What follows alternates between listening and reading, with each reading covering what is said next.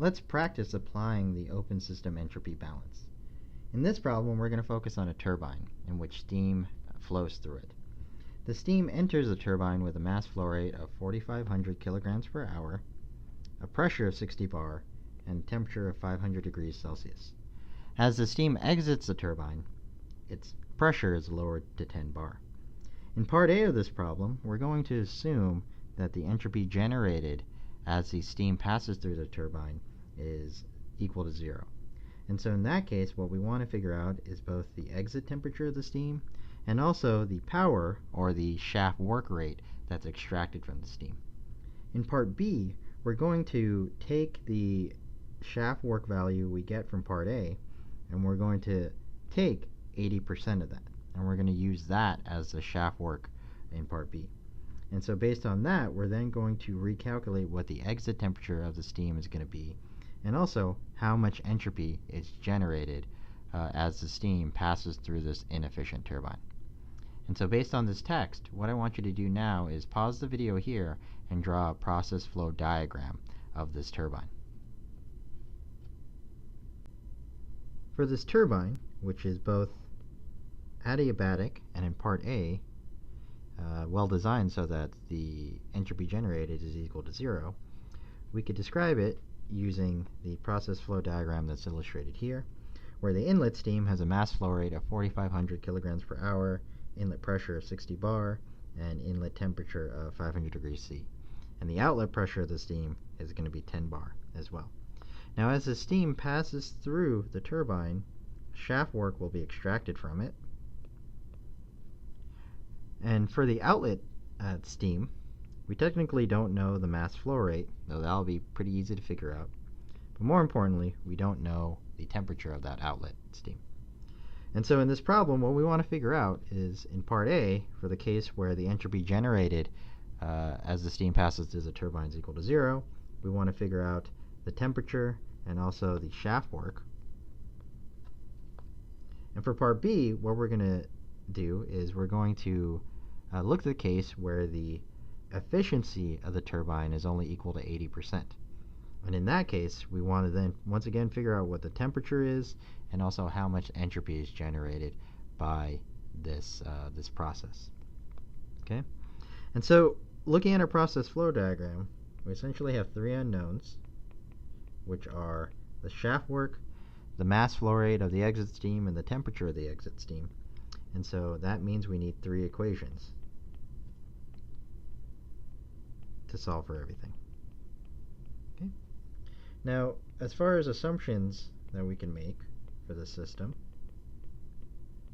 is, because the mass flow rate we're given, M1 here, isn't really changing, and we have an open system, we could probably assume that this system is going to be operating at steady state. The second assumption that we can make is that changes in kinetic and potential energy are probably going to be negligible compared to changes in temperature, pressure, shaft work, and shaft work. So EK and EP changes are negligible. The problem statement once again told us that the turbine operates adiabatically, so that means Q dot is going to be equal to 0. Okay. And then once again for part A, S gen dot will be equal to 0. Okay, so those are the assumptions that we could apply to the situation. And so now let's go ahead and apply them. Alright, so we're going to write out our balances. So we'll start with our material balance on the turbine. Inputs equal, or accumulations equal to input minus output plus generation minus consumption. Nothing's being generated or consumed. And this turbine's operating at steady state. Therefore, the input is going to be equal to the output, and that means, well, at least I'll say that the input's equal to M1, output's equal to M2. Therefore, M2 is just going to be equal to M1, which is 4,500 kilograms per hour. Okay.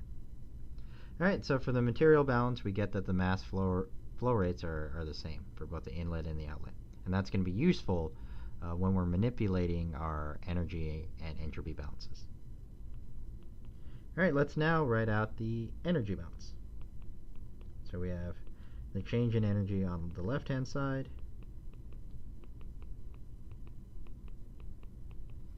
and we have energy transfer terms on the right-hand side, plus summation of alpha I, mi for the enthalpy, and then kinetic energy and the potential energy changes. Okay? On the left-hand side, not only do we're not really going to care about kinetic or potential energy, but we're not even going to be looking at changes in internal energy because this system's operating at steady state. Q is equal to 0 because the system's adiabatic. And once again, we're not really going to be looking at changes in kinetic or potential energy. So those are 0. And so our energy balance is going to reduce down to 0 is equal to the shaft work plus the enthalpy brought in by the inlet steam minus the enthalpy that comes out with the outlet steam. We know the mass flow rate, it's constant. And so what we have is shaft work plus m1 dot times h1 hat minus h2 hat. Okay. All right, and so here's our energy balance statement. This is what it reduced down to. And I'll call this equation 1. And in this equation 1, we essentially have two unknowns. We have the shaft work, and we also have this h2. And the reason those are the unknowns is, we're trying to figure out what shaft work is. But let me keep it in red.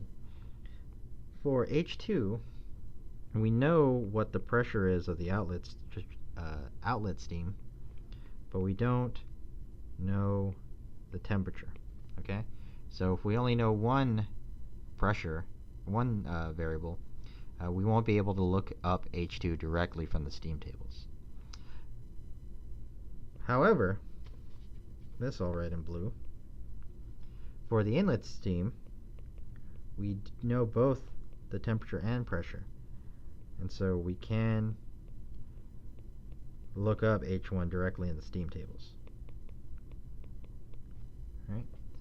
Okay, and so in any case, in our energy balance equation 1, we have two unknowns, but only one equation, so we can't really solve for everything yet. So what we should do at this point is move on to our entropy balance, and maybe that will give us information that will help us figure out H2 and shaft work. And so now let's apply our open system entropy balance. So ds dt is equal to the summation I equals 1 to 2 of alpha I mi dot si hat plus summation of whatever heat terms we have plus s gen dot. Okay? It's adiabatic, so we don't need to worry about heat. And for part A, we're going to assume that the entropy that's generated is equal to 0. And so our entropy balance is going to simplify down to m1 s1 hat minus m2 s2 hat. Once again, m2 is equal to m1, and so we could factor out m1, and we get s1 hat minus s2 hat is equal to 0. We could divide out the mass, so that's not even going to matter.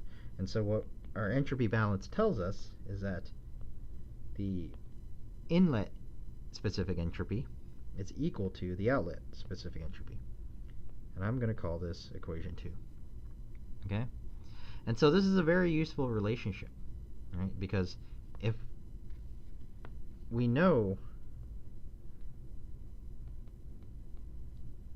the T and P of the inlet stream, so we could look up the entropy just directly.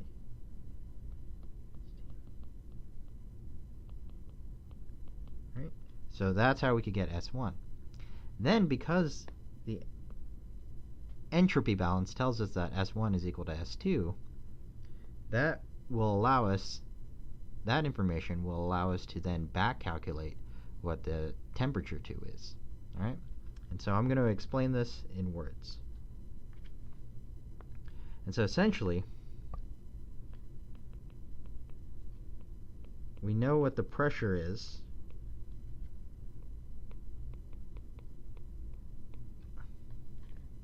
of the outlet stream. And we know that the entropy of the outlet stream, the specific entropy, is equal to the specific entropy of the inlet stream. And so, since we have those pieces of information, we should be able to figure out T2 in this manner by essentially interpolating our value of S2. Okay? And so here's the approach that we could take.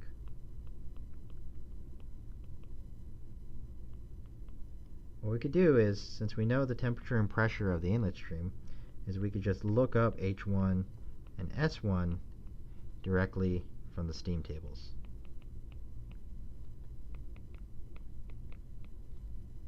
Okay. Once we have those values, we can then look up the pressure is equal to 10 bar section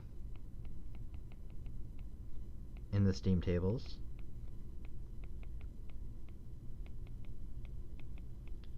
And then we'll find temperature values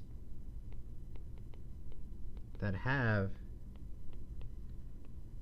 specific entropy values that are above and below S2, which we know is equal to the S1 value. Once we find entropy values that are above and below our S2 value, what we would do is we would interpolate between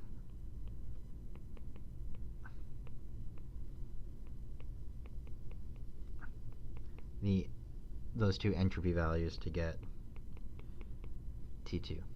All right, and so once we have temperature 2, we could then use that temperature 2 value to interpolate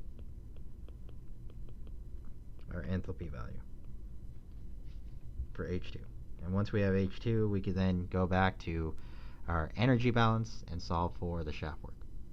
Okay? So, let's put this approach into action. All right? So what we're going to do is we're going to look at the steam tables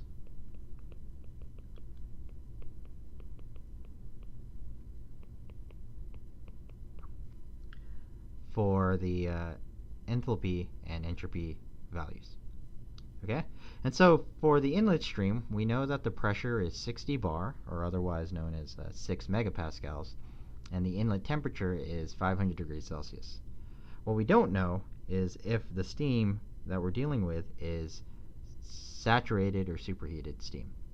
But we could figure that out really quickly, and so what we could do is we could go to the saturated steam table.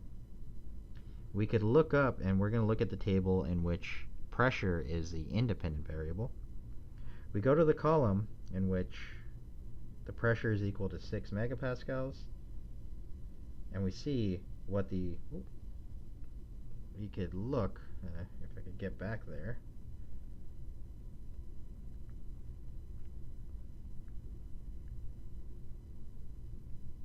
We could look at what the boiling point temperature or the saturation pressure would be. Okay, so now that I'm back here, for 6 megapascals, the saturation temperature is 275.64 degrees Celsius. Our steam is at 500 degrees Celsius. So that means we're at a higher temperature than the saturated temperature. And so what we're dealing with is superheated vapor. Okay? So that means we should go to the superheated vapor steam table. We should go to the section for 6 megapascal. Look up temperature of 500, and then we should look up the enthalpy value and also the entropy value. Okay? And so we found our H1 and our S1 values, and so let's go write that down. So for the inlet steam, H1 is going to be equal to 3,422.2 kilojoules per kilogram, and S1 is going to be equal to 6.8803 kilojoules per kilogram. Alright, and from our entropy balance, we know that for the outlet, our entropy S2 is equal to the entropy S1, which is 6.8803 kilojoules per kilogram. Okay? Alright, so now that we know the entropy value for S2, and we know what its pressure is, which is 10 bar or 1 megapascal, what we should do is we should go to the 1 megapascal section of the superheated steam table, and we should look up entropy values that are above and below the value of 6.8803 that we have. So we're going to go to the steam table now. We're going to scroll to the 1 megapascal section, which is here, and we're going to look at the entropy column right here. I guess one of these. Alright, and so our S2 is 6.8803, and we find that at a temperature of 200, the entropy is 6.69, and at a temperature of 250, the entropy is 6.9. Right? And so those are slightly above and below our S2 value, so we could use these to interpolate. Okay? Going back to our work, at 200 degrees, the entropy is this. At 250 degrees, the specific entropy is this.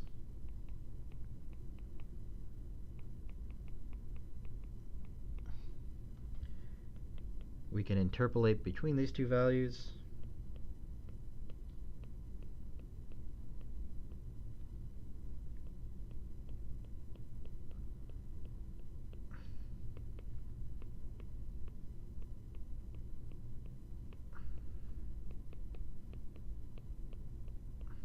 And the only unknown we have is T2.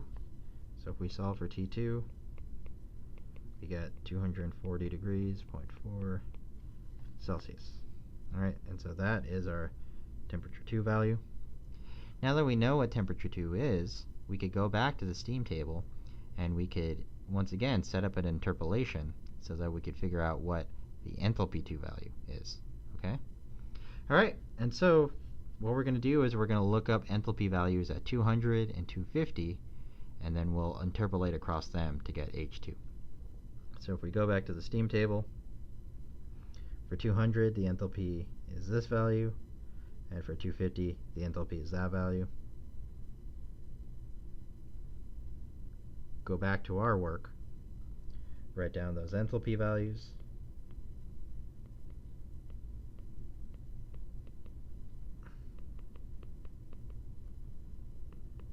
For 250,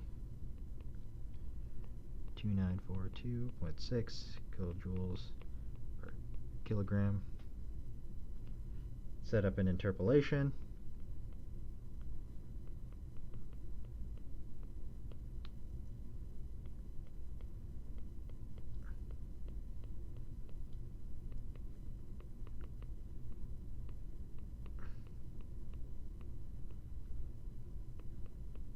That's 200. Now that we know T2, for H2, this is our only unknown. So solve for H2. You get a value of 2920.5 kilojoules per kilogram. And now that we have H2, we could go back to our energy balance, equation 1. and just plug in for both H1 and H2. So what we get is minus 400 kilogram per hour, 3422.2 minus 2920.5 kilojoule per kilogram. And we're going to do a little bit of unit conversion to turn this into kilowatts. So our final answer is negative 627.1 kilowatts. Okay? And so this is a shaft work for the case when Sgen is equal to 0, or otherwise known, this is the maximum shaft work that can be generated by the turbine.